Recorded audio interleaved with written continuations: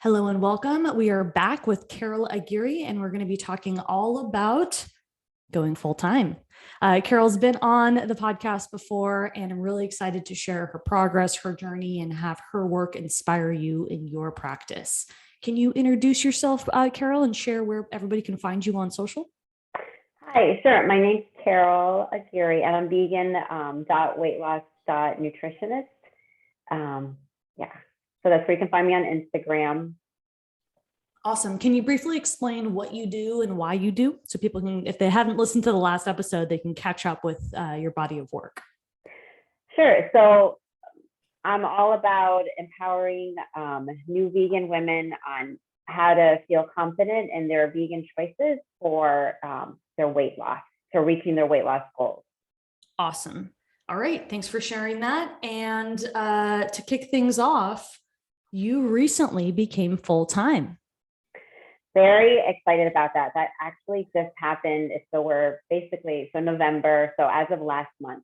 So it took me a while to go full time. I will say I was definitely intimidated about making that leap to go full time, but I was lucky that I had a bunch of different contract jobs. So little by little, I was able to give one up at a time till eventually I took finally the leap. My husband was very supportive with that, so that was really helpful. But yeah, I did it. It did take a while, probably I want to say a year. It took me till I finally made the leap to go full time. Very intimidating, and I can definitely understand why someone would be scared to do this, to go full time. So I think if that's a fear of yours, going little by little, if that's possible, maybe you work at a full time job, maybe scaling back in the hours, and then eventually going part time. And it is, I will definitely say it is a lot of work at the beginning, because you are working still full time and then trying to do this on the side. It's hard. It is a lot of work. I'm not going to lie. But if this is something you really want and it's a goal of yours, it definitely is possible. But you have to, keep at it and stay motivated, because it's really easy to be like, I don't want to do this, and just, you're tired. And I get it. And I was tired, and there was plenty of times that I did not want to do this. But this is the goal that I wanted. I wanted to be full time and do something that I really enjoy. And like, it's so satisfying. I'm so grateful for the program. Actually, honestly, Libby, so grateful that I can go full time and do something that I really enjoy. And it's just so gratifying. So I'm so happy that I did the coaching group, and I'm still part of it. And I have come this far. I mean, my husband is like, wow, it's like this coaching thing, this is great. And it is, it's been so helpful. So I'm really happy where I'm at right now. That's great. Thank you for sharing that, Carol, and congratulations. That's the whole purpose and point of my company, is to create more private practice operators, and becoming full-time is a milestone. So thank you for being honest and saying it took a year. It was challenging. You let go contract by contract for the positions that you were employed from. You had a supportive husband, thrilled to have you in the program, and you did the work, Carol. And we're going to talk about that in a minute, but you were the one that did the work. So that needs some congratulations right there, because you're right. It's not, it takes a lot of mindset work that we're not taught in school. Yes, for sure. So mindset definitely, it has to take you where you want to go. So having a positive mindset and having ultimately, like your goal, like that's where you want to be at. So having this mindset that you're going to do this, it'll happen. As long as you have a positive mindset, it'll happen. But that mindset has to stay with you throughout the whole process. Absolutely. And so I want to break down a couple things about going full time. And you mentioned your supportive husband, so I want to ask you a few questions. What do you mean by that? Did you confide in him, or how do you think that helped you? Because I speak a lot about your support system, and it's great that you have that. Yeah, just talking to him, and there being points where I wasn't sure if I wanted to move forward, but even though I really wanted to do this full time, there were moments that I don't want to do both. Like, it's so much easier to go back and work in clinical, dietitian space. It really is. It's so much easier and such a comfort level, but that's not what I wanted to do. And it's not gratifying by any means. And the money also is another thing. Like, as far as income is concerned, it's like you're not comparing apples to apples by any means. And so, from money wise, yeah, that's a big motivator. But beyond the money, it's just so much more satisfying and gratifying. I can't even express that enough. And give me some examples. Thank you for sharing that of gratification. Do you mean people who DM you and tell you that you've changed their lives, or clients? Like, what aspect is gratifying? I want to say clients, like clients just reaching their weight loss goals and just understanding how to eat properly as a vegan, and just saying like, this is easy. Like I can fit into this clothes that I haven't been able to fit in years. This is so easy. Like I really didn't realize it was going to be this easy, or I'm no longer binging on food at night. So things like those comments that I get from clients. Sometimes I get DMs, yeah, but it's the clients that I have and just like the outcomes that they're having. So that's super gratifying for me. Yeah. And so it motivates you to know that people who are in that stage of change, they're taking action, right? So you're working with folks who are ready and willing, and then you're seeing you're seeing the benefits, and that's perhaps more gratifying than when your clinical positions, any one of them. Definitely. Like the clinical is not satisfying. I felt overworked, didn't get paid enough for sure. Not respected at all. So this is like my business. And so definitely satisfaction, feel respected, feel gratified. So all of it. And income. So I mean, God. I love that. Do you have any specifics? I relate with that a lot. Any specific stories of not feeling respected or low pay or anything like that that you'd like to share if you were to look back on that? Oh God, I don't know really. Well, I would have to think about it. Like nothing pops out in my head at all, actually, Okay. at this moment. I'll share one. I tried when I was in clinical to really represent for them to put in more consults for nutrition. I worked at a pediatric unit for 4 years, a pediatric clinic, and not all the high risk peds kids were sent to me. And I was the only nutritionist in the entire clinic. And I remember advocating for that. And they were just like, they didn't see the significance because I wasn't billable, because I wasn't a certified diabetes educator. And they were like, well, I'll do it if I feel like it. And it just wasn't that important. And I felt like my body of work and what I didn't matter, because they didn't place the consults as a process, because they didn't see that it was that important. So I would get consults sometimes, and I would have to fight to see the high risk kids. And it was just exhausting to try to showcase the significance of nutrition. And that made me feel like I didn't matter. And after going to school and paying all this money, I took out loans for grad school to go into a clinic where I'm paid $55,000 a year and told to sit in my office and look pretty, and they'll place consults when they feel like it, was a motivation for me to do something else. Yeah. Yeah. I'm trying to think. Like, no, I mean, yes, I remember moments like that for sure. Like as far as getting consults, it was like to fight to get consults. Like, come on, this is like so silly. Yeah, it's very like frustrating for sure. I do remember that.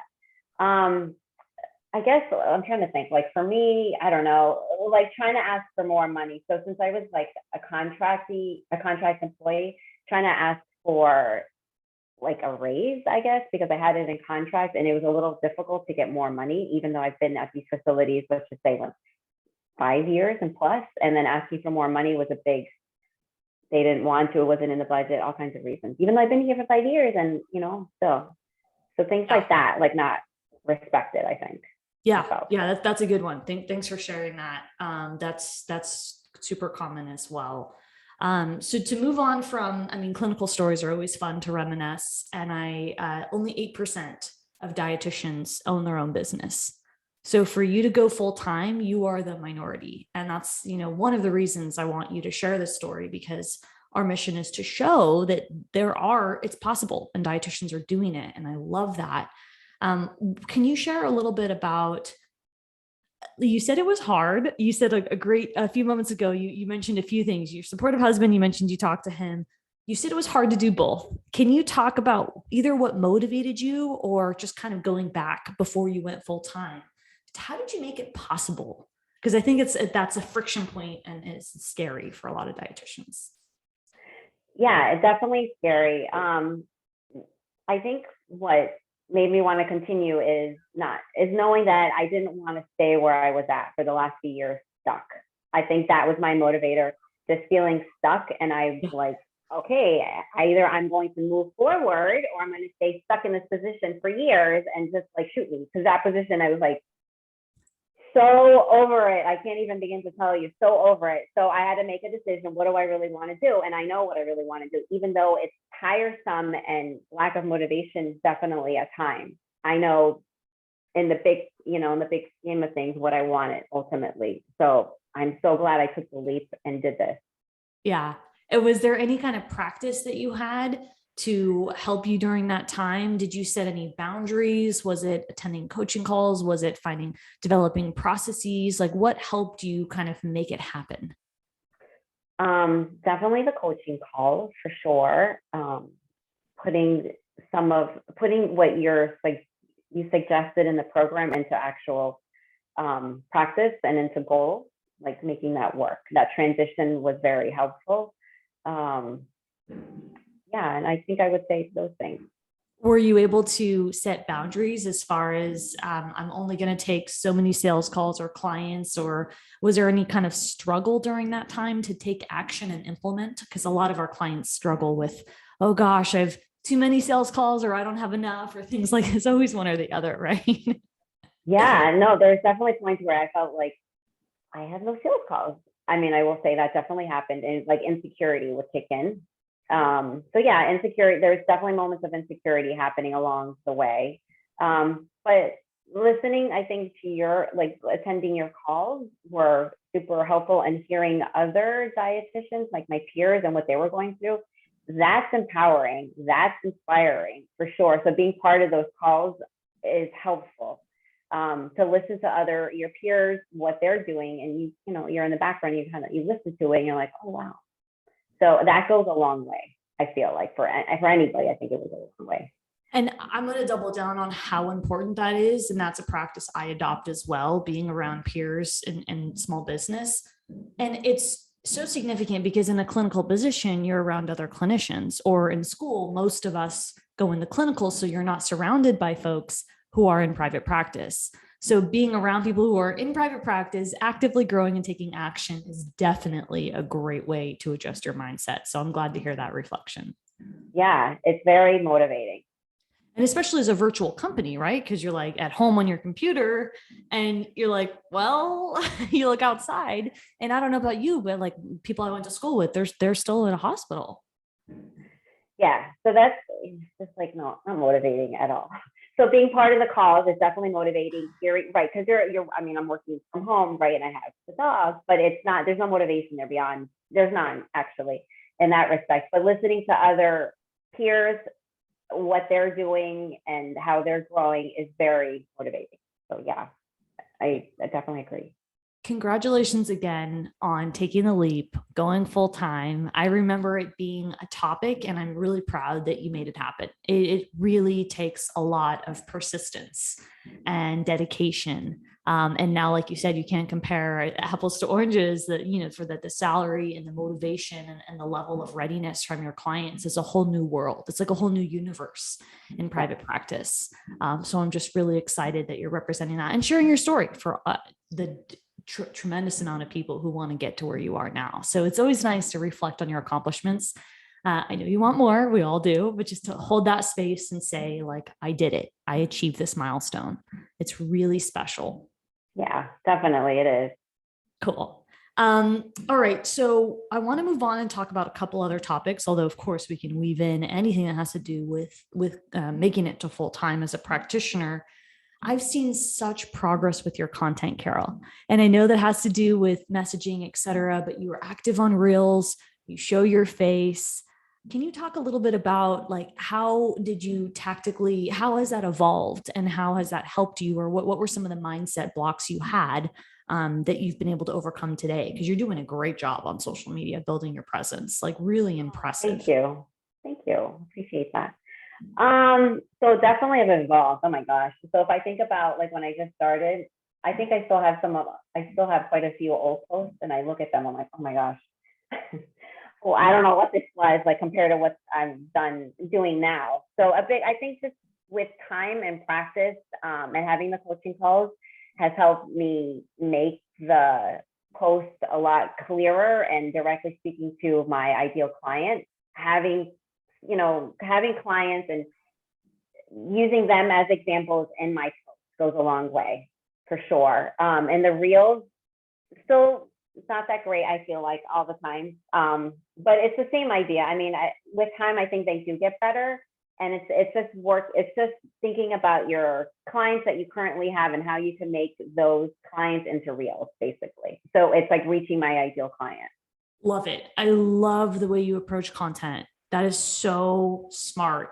You're literally taking the words from people who are paying you, who want a similar outcome to lose weight via a vegan diet, and you're turning that into a story with several iterations on a reel. It's really that simple. It is. It's it is that simple. But I mean, I think at the beginning, it's like, it seems very overwhelming. Like, what? Like, how is that supposed to work? And so definitely at the very beginning, I like making posts, because I think reels weren't the big thing just at the moment. I think it was really, it was intimidating, I will say, to make these posts, but with practice and being part of the coaching group, it's helped me evolve for sure. 100%. Great. I'm really glad to hear that. And yeah, you're right. Because when we started working together, reels, and don't get me started on those algorithm updates, because, there are so many. So every time you go to social media, there's something new, and they do that on purpose for a lot of reasons. They want to make it more innovative, and they also want to increase the amount of time that you're on the platform. So it's all about trying to find ways to still have your content shown, but make sure you're relevant. And that could be tricky for a business owner. Yeah, no, it's definitely, because it's always changing. And sometimes the reels don't work, and they don't function properly. And you're like, what the heck? But it's part of social media. It comes with the territory. I love your attitude. It is, and it's not worth giving up. It is frustrating, right? I can relate to that. But at the same time, it is part of the nature. And I think having that attitude and saying, social media is how people communicate. That's where people find me. That's how I build my online business card. So reframing and just placing the significance on the platform itself can help us practitioners adopt our mindset and say, I'm going to keep going, even though I'm having a frustrating day. Maybe just take a break, right? Yeah. Because I mean, especially actually recently, as of yesterday, I will say, and it happened, there was like a glitch, and yeah, it is frustrating. There's nothing you can do about it. Just wait. And it resets and it goes back to normal. And there's no reason to get frustrated, because that's not going to achieve anything. So just being with the mindset, like, it's going to be over and it'll be back to where it was. And that's that. And glitches do happen. And so there's nothing that can be done about it. Totally. I got a new phone recently, and I had a bunch of reels saved, and I didn't even realize that the reels would disappear. And I said to myself, you know what? It's an opportunity for me to redo them and learn even better. And it means I have to carve out a little bit more time, and that's okay. Versus, being really upset because you can't anticipate everything, right? Yeah. Not everyone has all the features. Sometimes reels just disappear, and there are all kinds of shortcuts to save the reels, add the audio later. There's all kinds of tips and tricks, but at the end of the day, no matter how much you keep abreast, there's going to be things that are going to change. Definitely. So totally agree. Yeah, I love your attitude there, Carol. It's really going to be inspiring for the listeners. So thank you for sharing that. So just one quick question, because I love how natural you're just like, I have a client outcome. I put it in the reels, create different variations. Before you had consistent client outcomes, how were you communicating that? I mean, I don't know if you were using reels at that time, but before you had those clients, because I think a lot of listeners are like feeling intimidated, like, I don't have enough client outcomes, or maybe they haven't decided their niche. So they have outcomes for different kind of populations. They don't know how to create. And we're not going to go down that path, because we've already talked about that in previous episode. But what would you suggest, or do you know what you did before you got to where you are now? Maybe the phase one, Carol. Maybe using yourself as an example. I think that's going to be the easiest way, using yourself as an example, until eventually you'll start getting clients and you'll use them as an example. Yeah, great. Love it. That's what I said. Yeah, that was your suggestion in the Yep. group also. Yep. Yeah. Use yourself. And for those of you, we do have more of a minority of clients that don't have the problem they solve, which is okay. They don't experience it themselves. We've got clients that talk about pregnancy and they haven't had a kid yet, right? That's okay. Yeah. They're still successful. They can talk, if you don't have the problem yourself, you can just talk about things your target market is discussing. So let's say you're talking about significant bloat management, but you don't have bloat. You just use words and phrases that people say in that market, such as I, feel like I go to bed pregnant, but I'm not pregnant with bloat. You could translate that into your content. So yeah, thank you for sharing that, Carol. Just to make sure that people listening aren't too intimidated, because sometimes we do have some listeners that haven't gotten started yet. And so I want them to still feel that things are possible, right? Not too aspirational for them, just because you've really accomplished such a milestone. So I want to break it down. Okay. So I did hear you also a little hard on yourself. Your reels are amazing, Carol. Your reels are really fun. I know that we're all hard on ourselves, but you do a great job of telling a story and really building your brand. Thank you. Yeah, it's really so fun to watch. I absolutely love it. Okay, so I was hoping we could wrap up with talking a little bit about what you do. And we've talked about you going full-time, your support system, your mindset, how you've been able to continue despite setbacks, right? And you even shared a clinical story about how you asked for a raise and were denied after 5 years, which I can relate with. When it comes to your messaging about veganism and weight loss, can you talk about not necessarily how you niche down? Because again, that's a little bit of a, we're already past that. This is more of an advanced conversation. How has your message deepened, or how has that created you as more of an expert in the space online? Can you talk a little bit about any of the evolution with your message? Yeah, so definitely when I started initially, I had one concept, and putting it into practice after having clients run through the program a few times, it's evolved. So little by little, it's evolved until you get it. I mean, I think it's always going to evolve, actually.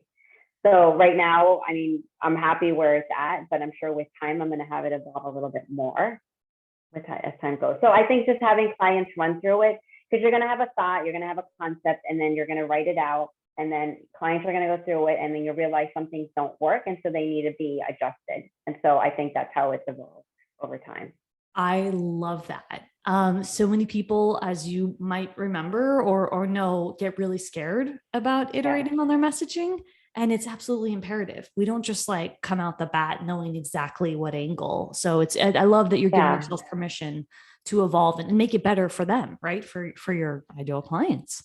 Yes, definitely. So it's right. It doesn't happen at the very beginning by any means. I mean, you have a thought in what you think is going to work and it's going to be the best thing. And then as you realize, okay, clients go through the program like, oh, maybe I need to take that out. That does not work at all. So it just changes with time. Yeah. Anything else in addition to iterating, which I think is a fantastic message to send? Anything else with expertise in the vegan space? Anything that you want to share? Anything fun that's happened or important to you as you've evolved as a practitioner? I don't know. Nothing comes to mind. I'm just really happy where I'm at, and happy that I have more of a bigger goal than when I started. So I think right now I'm very happy. That's beautiful. Where I've gotten, and thank you so much.